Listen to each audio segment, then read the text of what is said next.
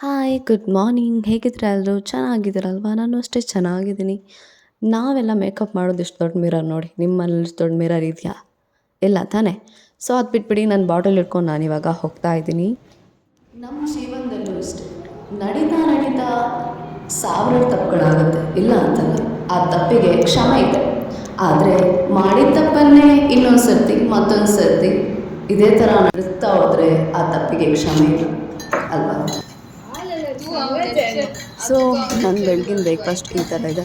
Tea, ಅದ್ರ ಜೊತೆಗೆ 2 ದೋಸೆ, ಅದ್ರ ಜೊತೆಗೆ ಎಗ್ ಕರಿ.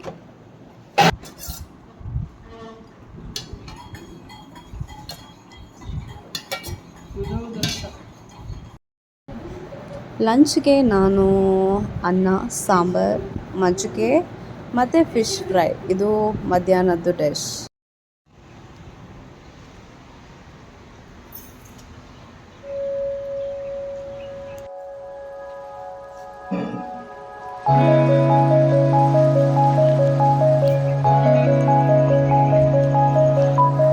ಅದು chicken samosa.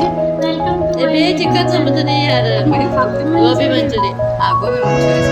This is same.